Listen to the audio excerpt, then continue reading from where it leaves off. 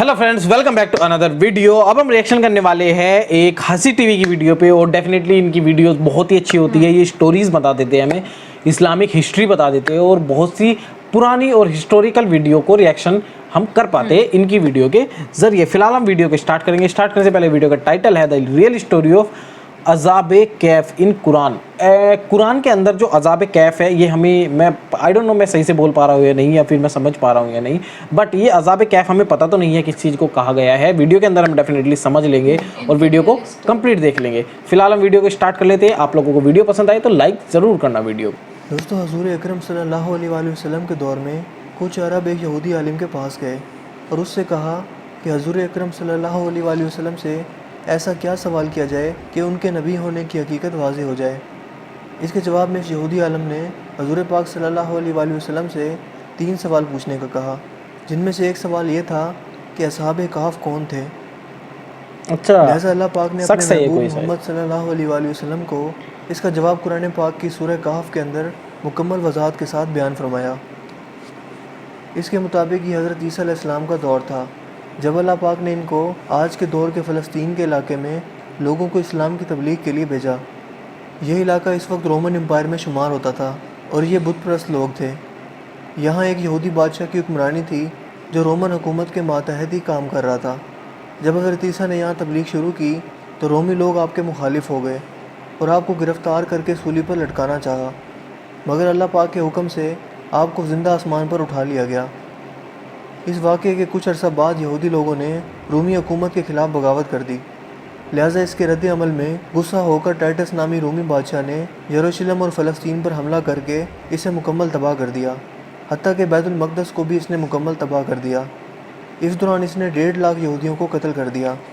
जो बचे कुचे यहूदी यहाँ रह गए थे वो जान बचाकर फ़लस्तीन से निकल गए और यूँ सिर्फ ईसाई लोग जो हज़रत ईसा अलैहिस्सलाम के मानने वाले थे, इनकी तालीमात के पैरोकार थे, सिर्फ वही फ़लस्तीन में मौजूद रह गए।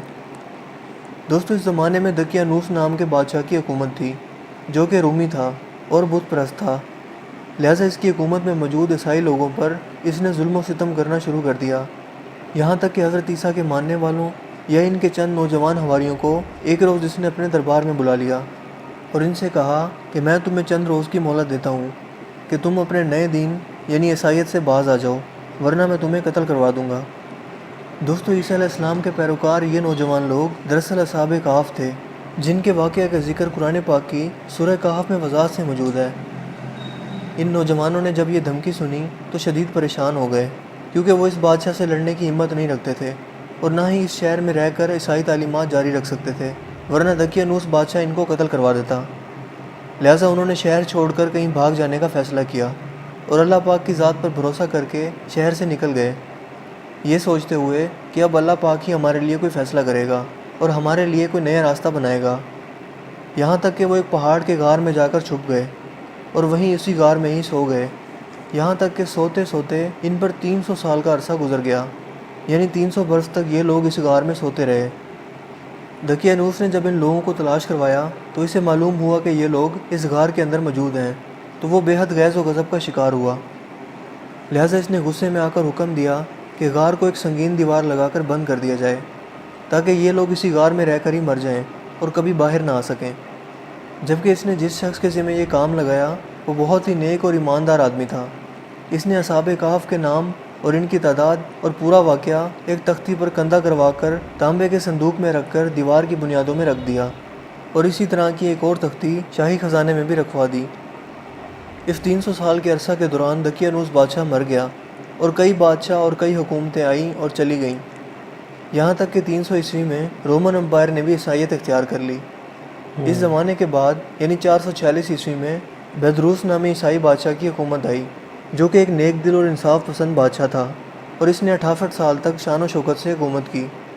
इसके दौर में मजहबी फ़िरका पसंदी जब अरूज पर पहुँच चुकी थी और लोगों में मरने के बाद दोबारा ज़िंदा किए जाने और क़यामत का यकीन ख़त्म होता जा रहा था, तो अपनी कौम का ये हाल देखकर बेदरूस नामी बादशाह इंतहाई रंजीदा हुआ और एक रोज़ अपने मकान की तन्हाई में जाकर बंद हो गया।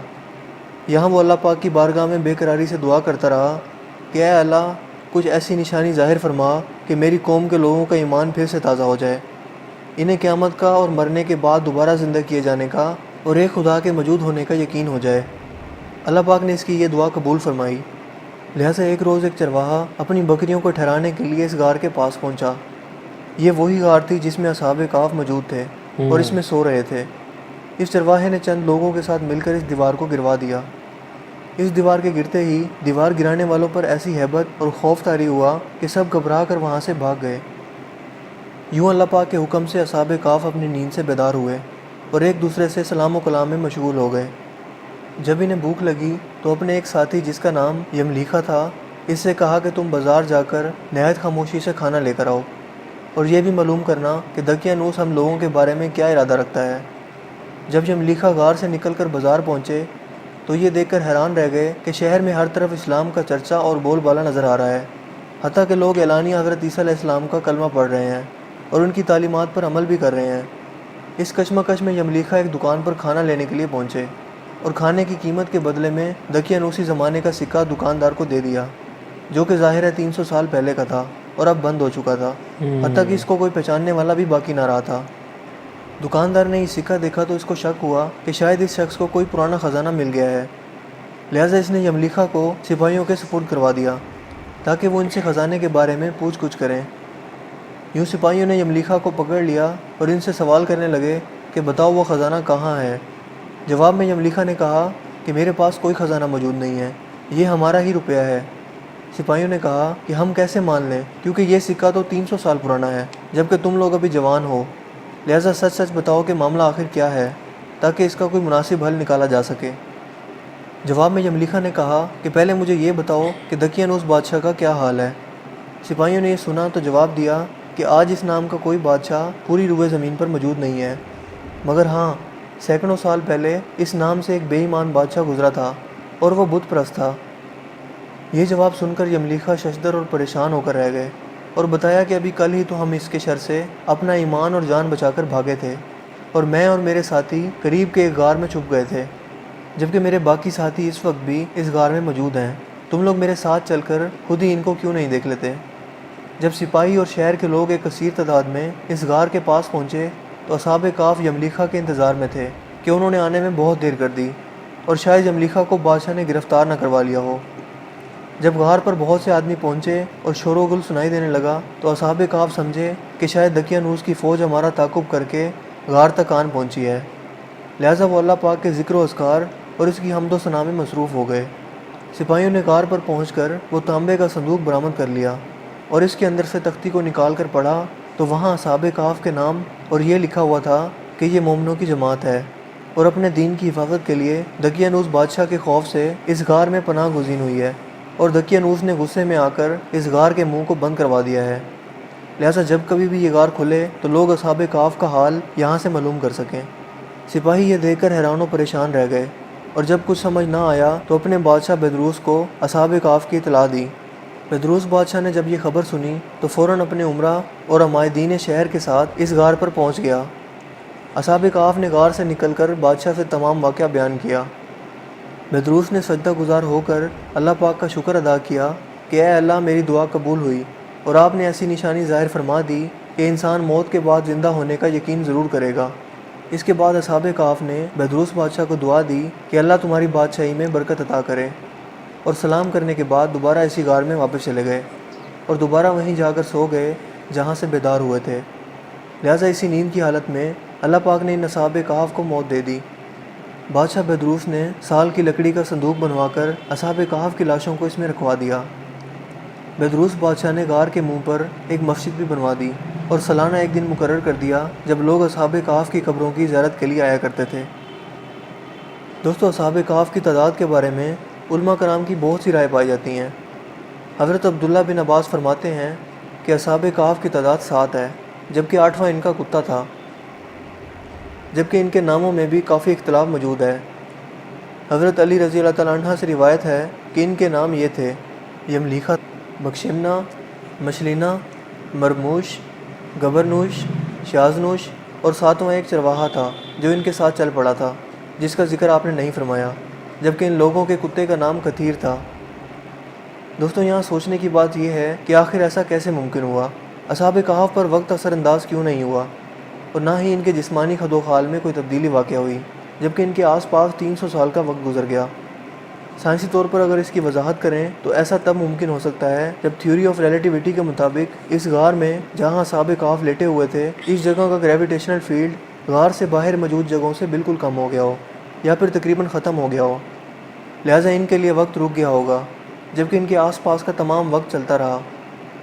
بظاہر ایک ہی فریم آف ریفرنس کے ہوتے ہوئے ایسا ناممکن نظر آتا ہے، مگر تمام جہانوں کے پالنے والے رب کے لیے، جس کے ہاتھ میں دنیا و کائنات کا نظام موجود ہے، کچھ بھی ناممکن نہیں ہے۔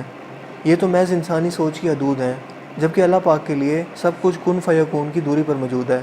واو، ایکچولی دیکھو میں بتانا چاہتا ہوں کہ یہ والی ویڈیو کے بارے میں نے یہ تو نہیں کہا کہ یہی ویڈیو دیکھی ہے، بٹ اس ویڈیو کے بارے میں نے سنا ہے کہ وہ سو گئے تھے اور 300 سال بعد اٹھے تھے، لیکن ان کے آس پاس کا ٹائم 300 سال گزر گئے تھے، لیکن ان کے لیے ٹائم نہیں گزرا تھا۔ تو ڈیفینیٹلی سائنس میں بھی اس طرح کی باتیں ہوتی ہے، اور جو ہم اسپیس میں، جو سائنٹسٹ اسپیس میں ٹریول کرنے کی بات کرتے ہیں، کیونکہ اگر ہم دیکھا جائے تو اگر ہم دھرتی سے منگل تک جائیں گے تو 7 سے 8 مہینے کا ٹائم لگتا ہے، تو اسی طریقے سے منگل تو بہت پاس ہے، اگر ہم دوسری گیلیکسیز یا اور جگہ ٹریول کریں گے تو اس میں لاکھوں سال کا ٹائم لگے گا، 1,00,000 سال یا پھر 2,00,000 سال، 3,00,000 سال، اس طرح کے بھی ٹائم لگ سکتا ہے۔ تو ڈیفینیٹلی اتنے سالوں تک انسان تو زندہ رہتے نہیں ہے نا، تو ایک گہری نیند ہوتی ہے جو نیند میں چلے جاتی ہے، اور جب 1 سال بعد یا 300 سال بعد یا کتنے سال بعد بھی اٹھتے ہیں، ایج وہاں کی وہیں رہتی ہے، رک جاتی ہے۔ تو ڈیفینیٹلی اس طرح کی باتیں سائنس میں ہوئی ہے، جس طرح کی بات اس کے اندر بھی دکھائی گئی ہے۔ تو ویڈیو کافی انفارمیٹیو تھی، اچھی تھی ویڈیو، انٹرسٹنگ تھی۔ آپ لوگ بتائیے کیسی لگی، لائک کیجیے، کمنٹ کیجیے، شیئر کر دیجیے ویڈیو کو۔ ملتے ہیں آپ سے اس طرح کی نیکسٹ ویڈیو میں، تب تک کے لیے ta ta bye bye and take care. Thank you for watching this video.